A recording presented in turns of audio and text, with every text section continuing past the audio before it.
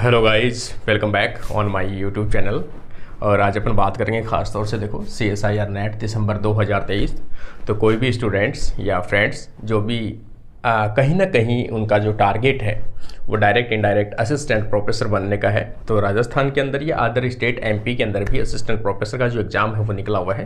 और आप सभी जानते हैं असिस्टेंट प्रोफेसर बनने के लिए आपको जो मिनिमम क्राइटेरिया है या मिनिमम जो एलिजिबिलिटी है वो आपकी क्या है, तो वहाँ पर है आपकी CSIR नेट। ठीक है, तो CSIR नेट अभी हाल ही के अंदर दिसंबर के अंदर होने वाली है, क्योंकि जो राजस्थान के अंदर असिस्टेंट प्रोफेसर के जो फॉर्म है वो फिलअप हो चुके हैं, MP के अंदर फिलअप हो चुके हैं, अदर भी स्टेट के अंदर असिस्टेंट प्रोफेसर के जो फॉर्म है वो निकलने वाले हैं या निकल चुके हैं। तो सभी का टारगेट कहीं ना कहीं असिस्टेंट प्रोफेसर बनना है। अगर आप लोगों का, तो आप लोगों को पता है कि CSIR नेट कंपलसरी है आप लोगों के लिए। ठीक है ना, खासतौर से अपन बात कर रहे हैं लाइफ साइंस ब्रांच की बात कर रहे हैं, तो लाइफ साइंस में CSIR नेट कंपलसरी होती है।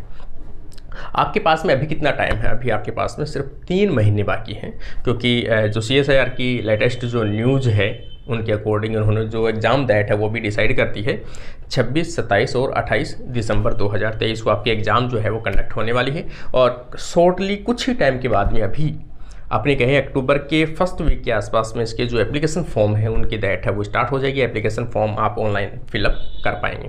तो अभी अपन स्टार्ट करते हैं कि आप कैसे आप 3 महीने के अंदर मैनेज करोगे। देखो, सबसे पहले आज का अपना थंबनेल आप लोगों ने देखा भी होगा, तो सबसे पहला अपना टारगेट है कि दिसंबर को टारगेट करते हुए नेट कैसे क्वालिफाई की जाए। काफ़ी स्टूडेंट्स से जो नियरेस्ट हैं इस बार कोई रह गए हो थोड़े 1-2 नंबर से, तो ऐसी वाली कंडीशन है। तो पहली चीज़ तो एग्ज़ाम डेट है वो अनाउंस कर दी गई है 26, 27 और 28 दिसंबर 2023 को। ऑनलाइन जो एप्लीकेशन फॉर्म है वह भी फिलअप किए जाएंगे। अब सबसे पहले अपन देखते हैं कि लाइफ साइंस की बात कर रहा हूँ मैं। सबसे बड़ा कन्फ्यूज़न जो इस प्रकार की वीडियो फर्स्ट टाइम देख रहे हैं उनके लिए एक बेसिक नॉलेज जो वो बाद में कमेंट में ज़रूर पूछेंगे, इसलिए मैं पहले ही बता देता हूँ। ठीक है, सबसे बड़ा सवाल आपका आएगा कि कुछ स्टूडेंट्स न्यू स्टूडेंट्स हैं जो नेट की दुनिया में अभी एंटर होने वाले हैं। उन लोगों के लिए सबसे बेसिक जो सवाल होता है कि लाइफ साइंस में कौन सी जो ब्रांचेज हैं MSc वाली जो इसमें इंक्लूड की जाती है। तो देखो, मैं वो सभी ब्रांचेज बता देता हूँ जो लाइफ साइंस की एग्ज़ाम जिनको देनी पड़ेगी नेट की। ठीक है, चाहे आपकी MSc कौन से सब्जेक्ट में हो, तो सबसे पहले बेसिक देखो आप। अगर आपकी MSc बॉटनी में है तो भी आपको लाइफ साइंस का सिलेबस पढ़ना है, लाइफ साइंस से नेट करनी है।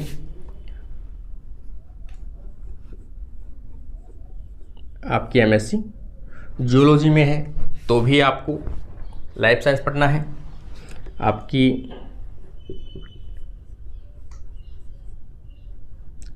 MSc बायोटेक्नोलॉजी है, MSc माइक्रोबायोलॉजी है,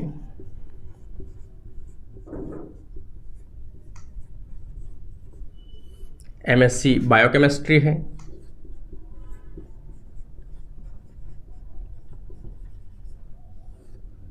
इसके अलावा बायोलॉजी की कोई भी ब्रांचेज, जेनेटिक्स हो सकती है।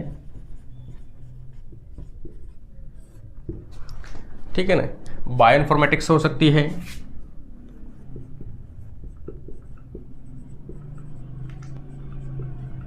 बायो इन्फॉर्मेटिक्स हो सकती है, या और भी कई ब्रांचेज जो कहीं ना कहीं बायोलॉजी से बिलोंग करती हैं। वो सभी MSc करने वाले कैंडिडेट किससे फॉर्म फिलअप करेंगे, तो आप लोग लाइफ साइंस से फॉर्म फिलअप करना है, तभी आप असिस्टेंट प्रोफेसर के लिए एलिजिबल होते हो। ठीक है, अब आगे अपन थोड़ा सा इसको बढ़ाते हुए चलते हैं कि स्टूडेंट्स का सबसे बड़ा आता है कि नए जो स्टूडेंट्स इस फील्ड में एंटर कर रहे हैं, क्योंकि वीडियो अपन उस पर्पस से बना रहे हैं कि भी कोई बेसिक वाला कैंडिडेट, बेसिक स्टूडेंट्स जिन्होंने MSc में भी एडमिशन भी लिया है, अगर वो भी ये देखे तो उसको क्लियर समझ में आना चाहिए कि लाइफ साइंस का नेट का एग्ज़ाम क्या होता है। 1 साल में नेट का एग्ज़ाम 2 बार कंडक्ट करवाया जाता है, जून और दिसंबर में। ठीक है, अपनी ब्रांच है लाइफ साइंस, ये MSc जिनकी है वो लाइफ साइंस से फॉर्म फिलअप करेंगे। आपके सामने ऑप्शन आते हैं वहाँ पर जब फॉर्म फिलअप करते हो JRF का और नेट का। अगर आप 28 साल से नीचे हो तो आपको JRF ही फिलअप करना है, और अपर है तो फिर नेट क्वालिफाई, मतलब नेट का आपको ऑप्शन चूज करना है। पेपर पैटर्न की अपन बात करते हैं, लाइफ साइंस का पेपर पैटर्न कैसा है। ठीक है, सिंगल पेपर होना है, आप इनको तीनों को पार्ट है ये, ना कि अलग अलग, पेपर सिंगल। ठीक है, पेपर कितना होना है, एक ही पेपर आपका होना है, 3 घंटे का पेपर होता है आपका। पेपर में 3 पार्ट डिवाइड होते हैं, part A, part B, part C. Part A में आपके रीजनिंग के 20 क्वेश्चन उसमें होते हैं। 20 क्वेश्चन में आपको अटेम्प्ट कितने करने हैं, केवल 15 क्वेश्चन आपको अटेम्प्ट करने हैं। पार्ट बी में अपन चलते हैं, पार्ट बी में आपका सब्जेक्ट के क्वेश्चन होंगे। सब्जेक्ट के क्वेश्चन में आपकी सब्जेक्ट कौन सी फिलअप करनी है आपको, लाइफ साइंस। तो इसका मतलब लाइफ साइंस के क्वेश्चन आएंगे आपके। कितने क्वेश्चन आने हैं आपके, 50 क्वेश्चन आपके वहाँ पर पेपर में आते हैं। आपको अटेम्प्ट कितने करने हैं, 50 में से सिलेक्ट करने हैं केवल 35। फिर चलते हैं पार्ट सी। ये एक रिसर्च वाली कंडीशन है। पार्ट सी जो है वो रिसर्च वाले जो मेथोडोलॉजी है या रिसर्च लेवल के जो क्वेश्चंस हैं वो पूछे जाते हैं, एडवांस वाले थोड़े लॉन्ग क्वेश्चन आते हैं पार्ट सी के अंदर। और पार्ट सी भी किसका होता है, आपके सब्जेक्ट का होता है। जैसे अपन बात करें लाइफ साइंस का, तो आपका लाइफ साइंस का होगा। पार्ट सी में बड़े क्वेश्चन हैं, कितने क्वेश्चन आएंगे यार, 75 आएंगे। यहाँ पर ऑप्शन आपको खूब मिलते हैं, केवल आपको 25 क्वेश्चन अटेम्प्ट करने हैं। ठीक है, पार्ट ए में 15 करने हैं, पार्ट बी में 35 करने हैं, पार्ट सी में 25 करने हैं। पार्ट ए 2 नंबर का होता है प्रत्येक क्वेश्चन, पार्ट बी है वो भी 2 नंबर का प्रत्येक क्वेश्चन, पार्ट सी में प्रत्येक क्वेश्चन 4 नंबर का होता है। अब अपन देखें यहाँ पर 30 नंबर का तो पार्ट ए, 70 नंबर का पार्ट बी और 100 नंबर का पार्ट सी। कुछ इस प्रकार से तीनों को मिलाकर आपका पेपर होगा 200 का। तो यहाँ पर 200 आपके टोटल मार्क्स आते हैं।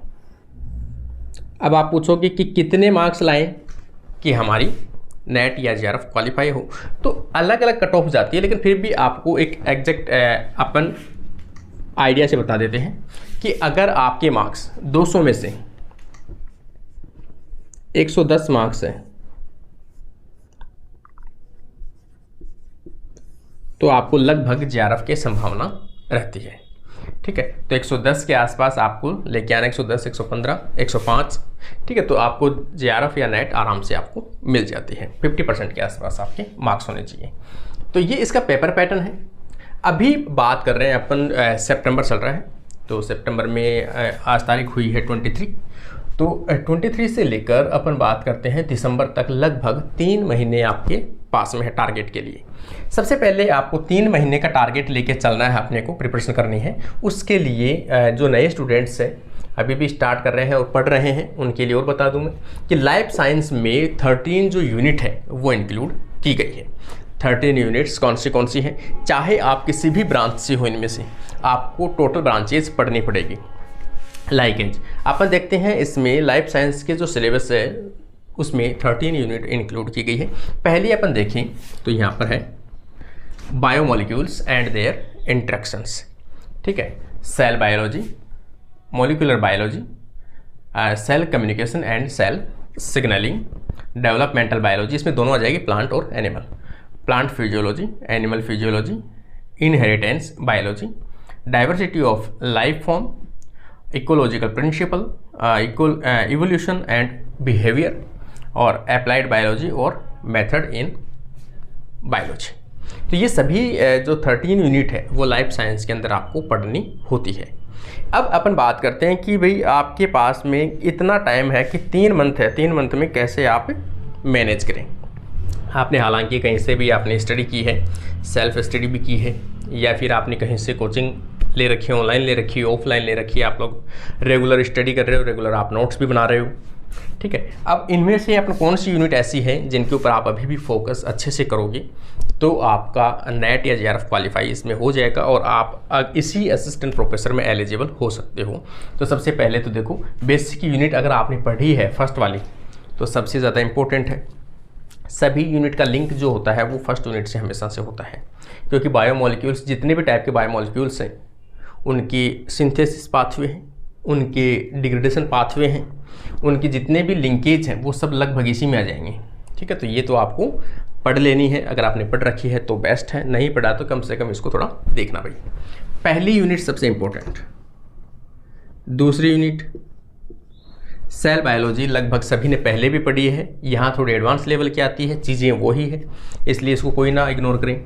मॉलिक्यूलर बायोलॉजी की बात करें, अच्छी है।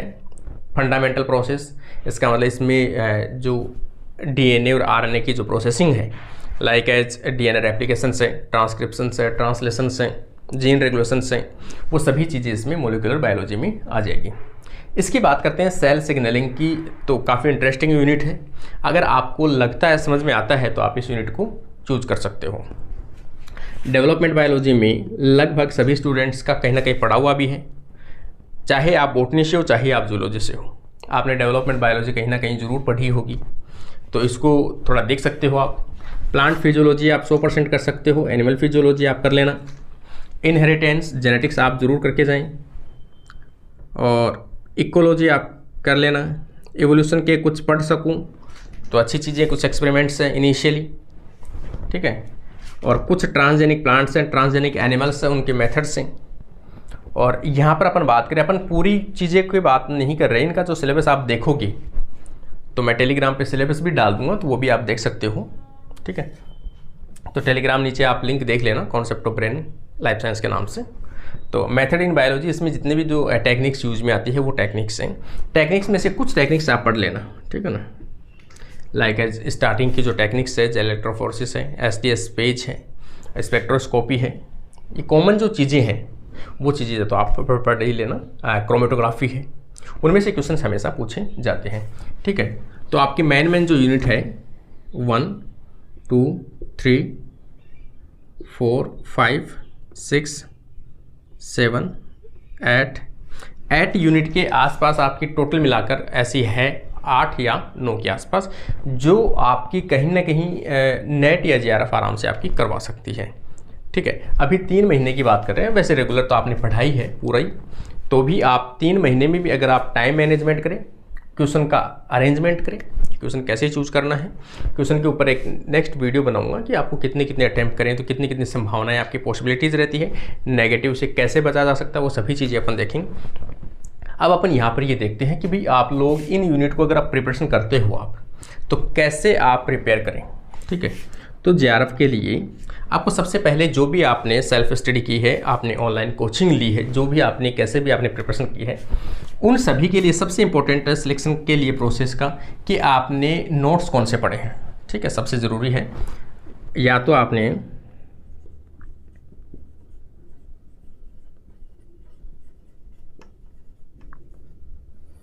ऑनलाइन कोचिंग या ऑफलाइन कोचिंग ली है, प्लस आपने बुक्स कौन सी पढ़ी हैं। ठीक है, जो रेफरेंस बुक है अगर वो आप पढ़ सको तो सबसे बेस्ट है, लेकिन अब 3 महीने का टाइम है, रेफरेंस बुक आप पढ़ नहीं पाओगे। सबसे बेस्ट ये होता है जिसके पास टाइम है वो रेफरेंस बुक ज़रूर पढ़े। रेफरेंस बुक नहीं है तो आप लोग यहाँ पर